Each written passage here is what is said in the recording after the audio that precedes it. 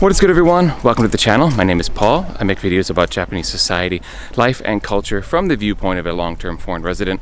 I've been in Japan for 20 years, and today's topic is what are the stereotypes that foreigners have about other foreigners in Japan? Now, of course, there are Japanese stereotypes that they have for foreigners in Japan, but that seems like a whole different topic. I have enough on my list today that I'm not going to cover that.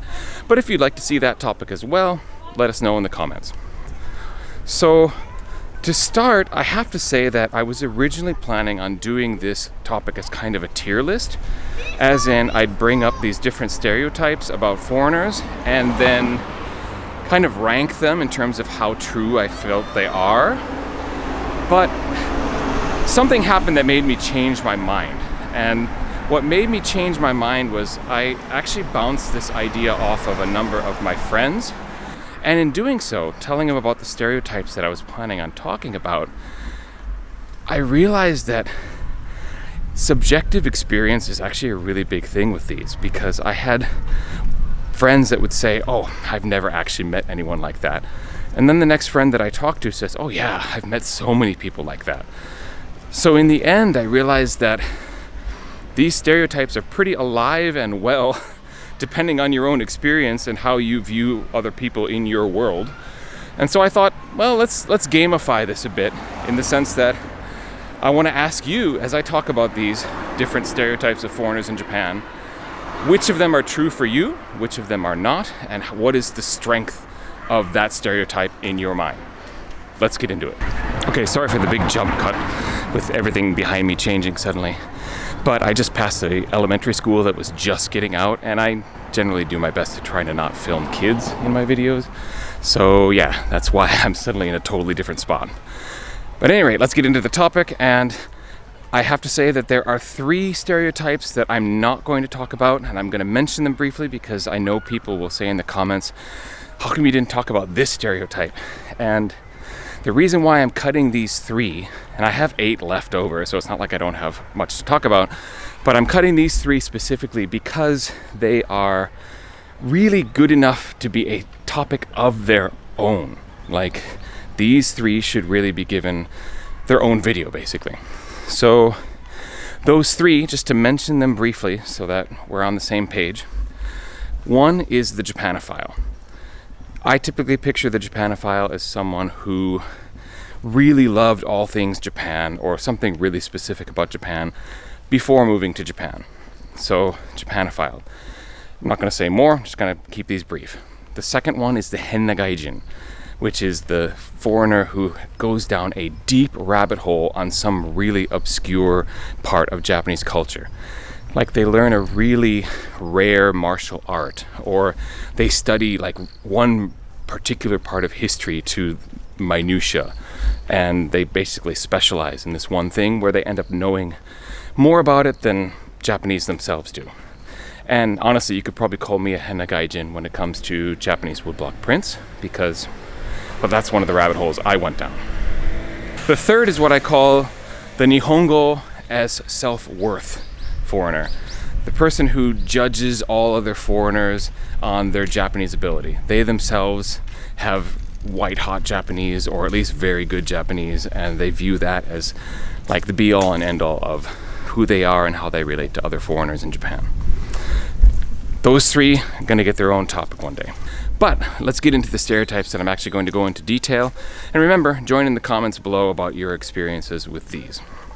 The first is what I call the 5 with a 10. This is the usually male foreigner who's subjectively not that great looking, and they are with a absolutely gorgeous Japanese woman. Now, I, for one, initially said to my friends that I didn't think this was really all that true.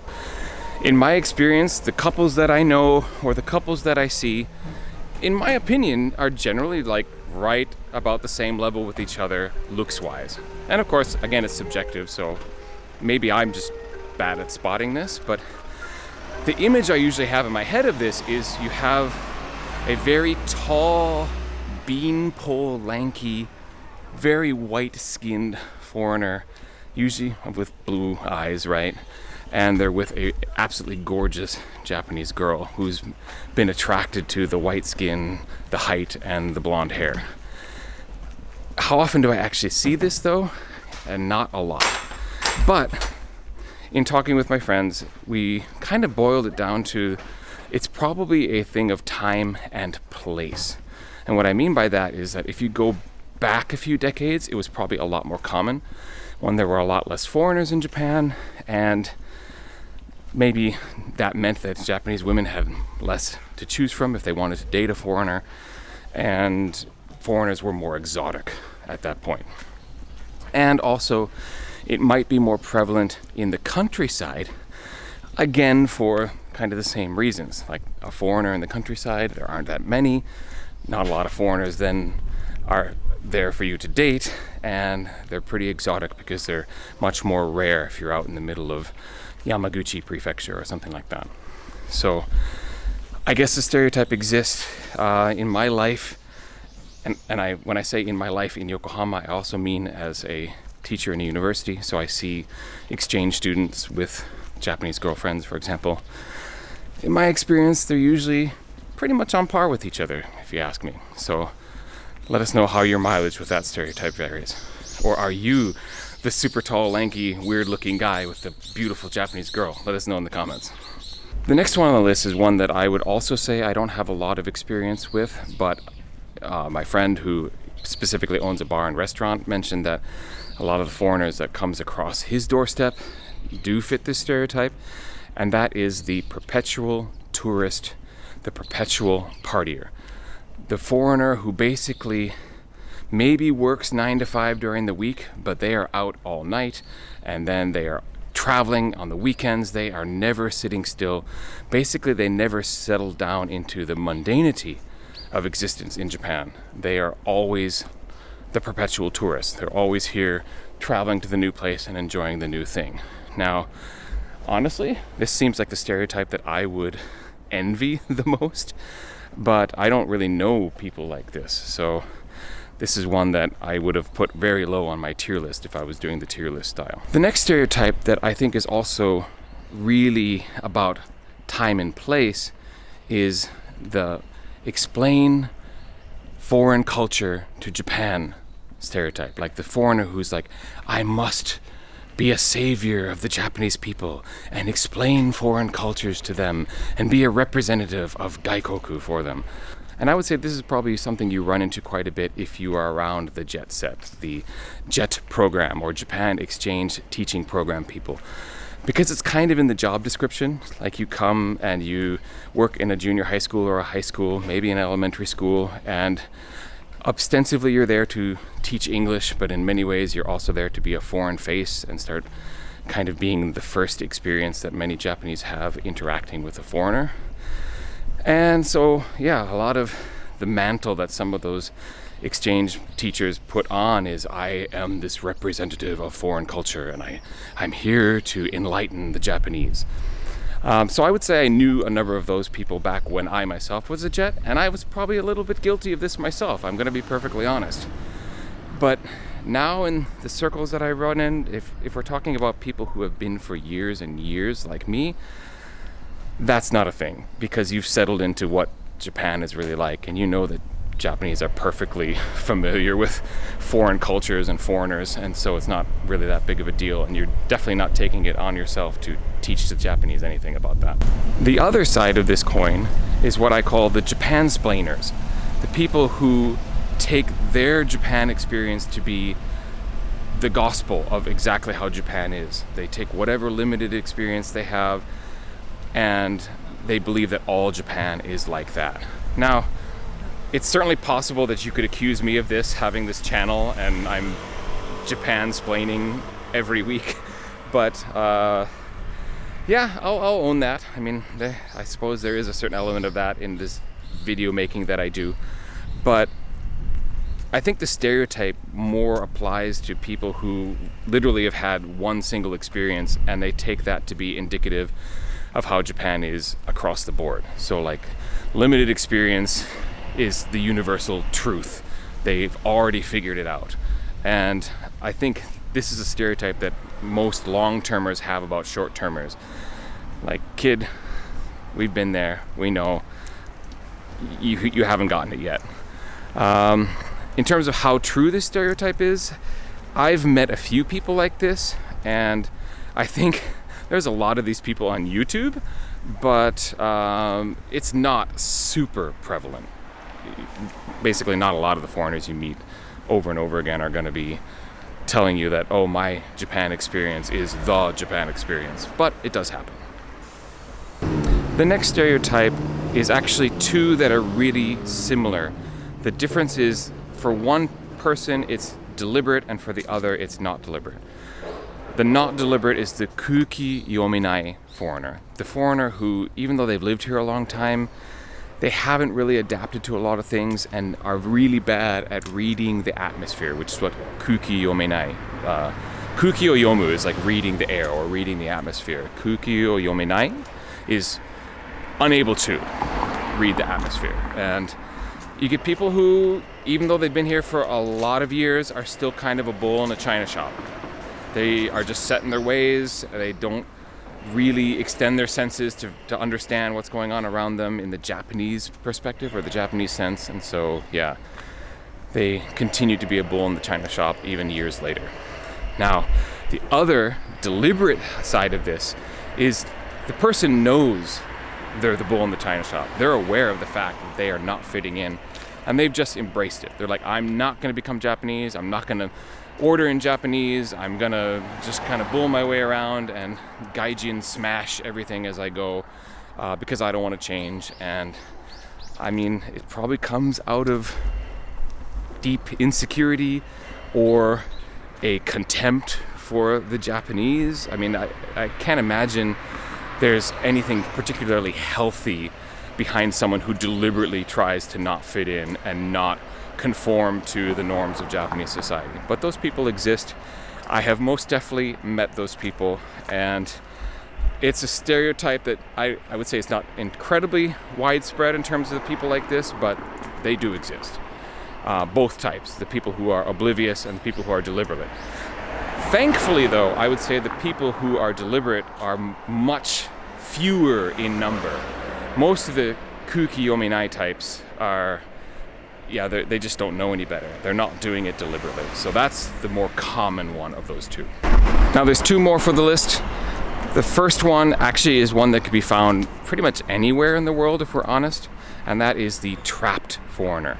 The foreigner who got in a relationship, ended up being kind of railroaded into a marriage.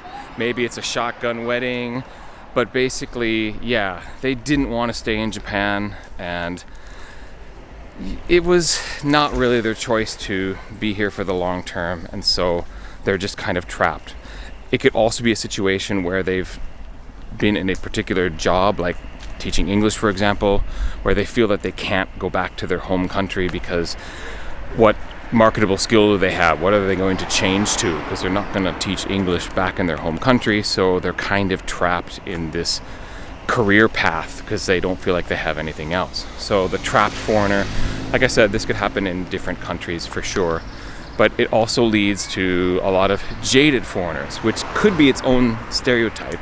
There are happy-go-lucky trapped foreigners who are like, yeah, I'm kind of stuck here, but Japan's all right.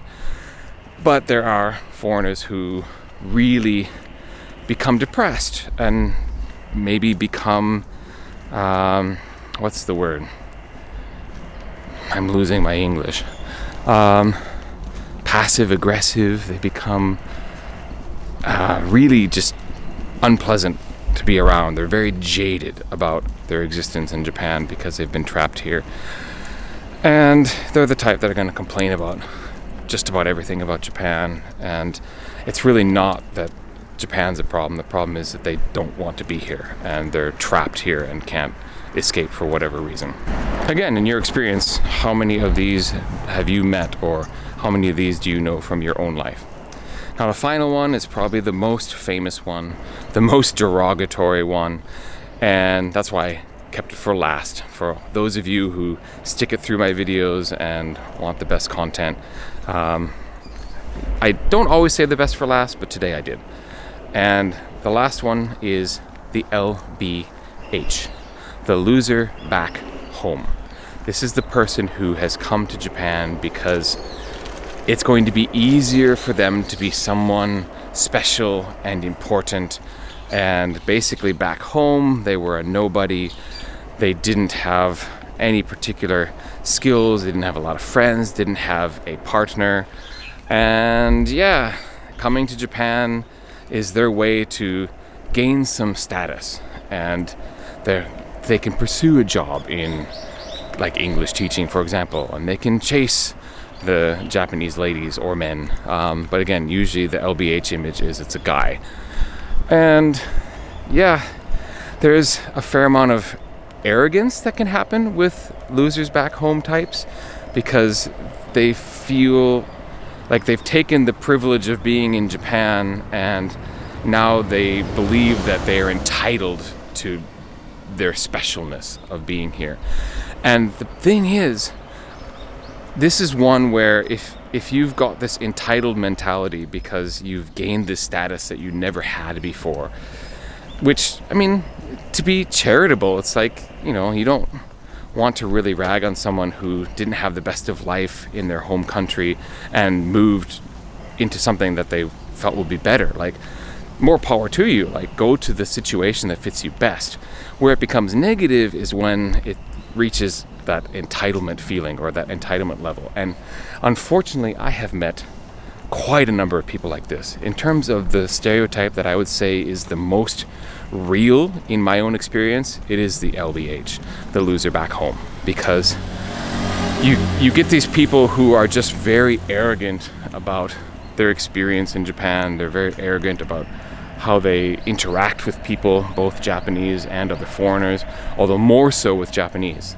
They tend to tone it down with other foreigners because, well, we can probably recognize that they weren't much back home and they're kind of king of their own little mountain here in Japan. So it's how they treat the Japanese which can be pretty unfortunate.